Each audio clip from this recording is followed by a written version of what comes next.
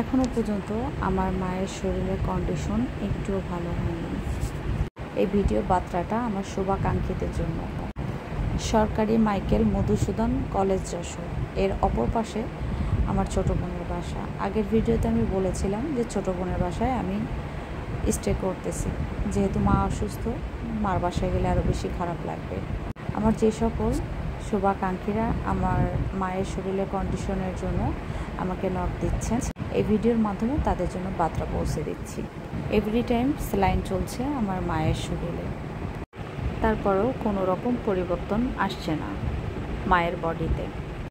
খুব হতাশ হয়ে পড়েছি সবাই এবং আল্লাহকে ডাকতেছি, আল্লাহ তুমি আমার মাকে সুস্থতা দান করো এবং দীর্ঘায়ু দান করো। কারণ মায়ের মর্যাদা তারাই বুঝে, বিশেষ করে যাদের বাবা নেই।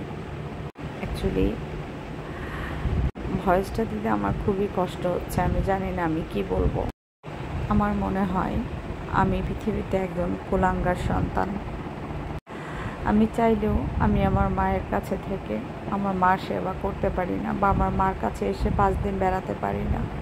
আমার লাইফের ব্যস্ততা বা বাস্তবতা অথবা বিভিন্ন ঝামেলা ঝঞ্ঝটের কারণে ঢাকা থেকে আসলে যশোরে আসা হয় না বা মার কাছে থাকা হয় না।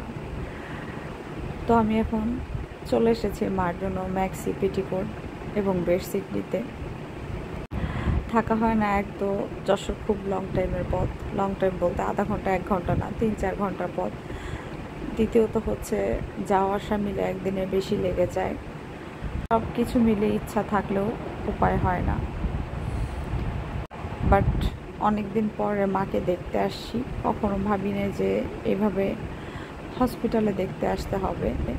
কেন জানি মন মানতেছে না মাকে এখানে দেখে। কখনোই চাইনি যে মাকে এইভাবে দেখবো। সবসময় চেয়েছি মা সুস্থ এবং সম্বল থাকুক, আল্লাহর কাছে সবসময় দোয়া করি। আমি সবাইকেই বলি যে আমার খুব ইচ্ছা করে আমি মার কাছে যে কিছুদিন বেড়াই বা বোনদের সাথে কিছুদিন সময় কাটাই, কিন্তু হয় না। আসলে এভরিডে এত পরিমাণে ব্যস্ত থাকি। ভিডিওতে আপনারা যে বিল্ডিংটা বা বাড়িটা দেখতেছেন, এটা হচ্ছে আমার মেজো বোনের বাড়ি। জিজুর সাথে দেখা করতে এসেছি আমি এসেছি 2 দিন হয়ে গিয়েছে, এখনও জিজুর সাথে আমার দেখা হয়নি। তো এখন আমি জিজুর সাথে দেখা করতে চলে এসেছি। এটা হচ্ছে জিজুর ফেভারিট গাড়ি।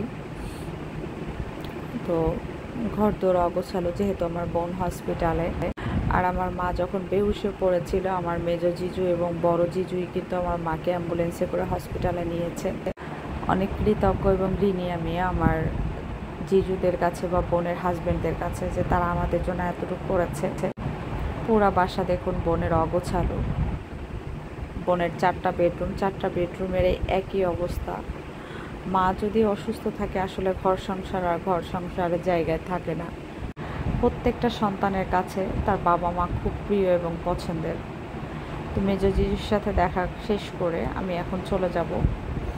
যেহেতু জিজু বাসায় একা, জিজুও লাঞ্চ করেনি বা আমরা কেউই লাঞ্চ করি নাই, কখনো মাকে এইভাবে দেখি নাই, আগেই বলেছে। তো সবাই এখন পুনরায় আমরা লাঞ্চ করার জন্য বের হচ্ছি। যশোর সিটিতেই আমাদের বাড়ি, বেশি দূরত্ব না বাসা থেকে হসপিটাল। আপনারা কার দেখে মনে করেন না যে বাসা থেকে হসপিটাল অনেক দূরে। তো আমরা আজকে খাবার খেতে চলে এসেছি নাজমা হোটেলে। এখানকার খাবার নাকি খুব সুস্বাদু এবং টেস্টি। আমরা অর্ডার করেছি গরু মাংসের কালা ভুনা, ডাল, মাছ এবং সাথে ভর্তা। তো ভর্তা নেই, যেহেতু অনেক লেট করে চলে এসেছি। তো মাছের সাথে একটি সবজি ছিল। আপনারা সবাই আমার মার জন্য দোয়া করবেন, আল্লাহ যেন আমার মাকে সুস্থতা দান করে।